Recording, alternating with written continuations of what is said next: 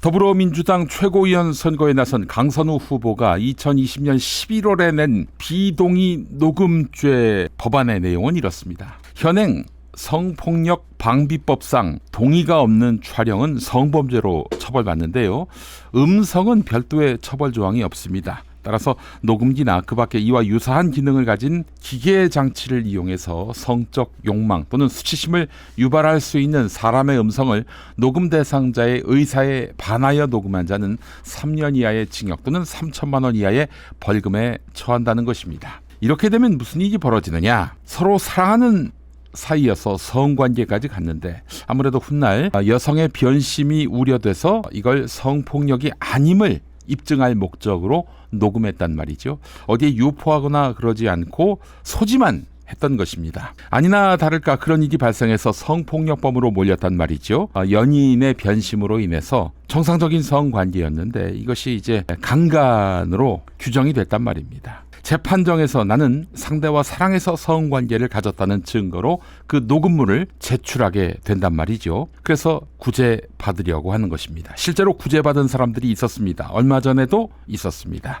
그런데 이 법안이 생기면은 그 녹음 증거는 증거가 안 되고요. 도리어 별건으로 처벌받을 범죄의 증거가 되는 것입니다. 그렇잖아요. 상호 합의하에서 녹음된 것이 아니기 때문에 양 당사자 중에 한 명이 녹음했다 손치더라도 그것은 동의 없는 녹음이 되는 것이고 처벌 대상이 되는 것입니다.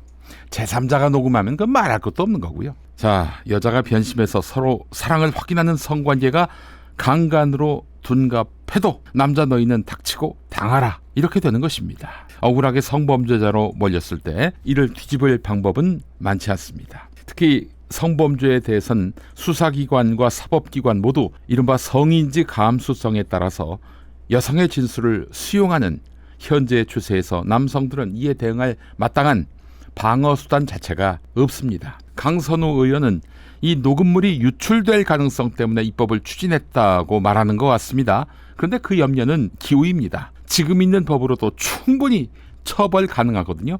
이 소지와 유포는 전혀 다른 문제입니다. 입법 공백이 없어요.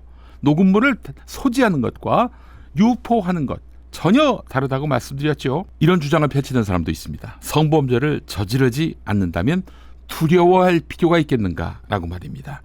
참 속편한 사람들입니다. 남성들이 두려워하는 것은요. 성범죄를 저질렀을 때 강화된 처벌을 받을까 봐가 아니라 성범죄의 기준이 모호해서 억울하게 성범죄자로 몰리거나 처벌당할 것에 대한 두려움입니다.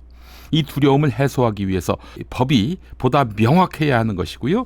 증거 재판주의에다 무죄 추정 원칙이 성범죄 사건에서도 실질적으로 가동돼야 하는 것입니다. 한국 사회에서 성범죄자로 낙인 찍히는 순간 사는 게 죽는 것보다 더 낫지 않습니다. 그 고통이 당사자에게만 그치면 몰라요. 그 가족도 평생 고통을 짊어져야 합니다. 이런 두려움만으로도 오늘의 혼인율 저하, 출산율 저하, 젠더 갈등의 원인이 되고 있는 것 아닙니까? 정권 탈환을 바라보는 더불어민주당의 이런 황당무계한 법안을 추진하려 했던 자가 최고위원이 된다면 2대남 3대남의 집단 위반으로 정권을 내줬다면서 통탄해하는 사람들은 더욱 황당해지기 마련이지요. 강선우 최고위원 후보 명확한 입장을 내기 바랍니다.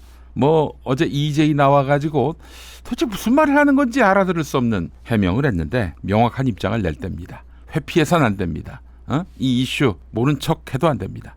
이미 강선우가 이 법을 만들려 했다는 거 만인이 다 압니다.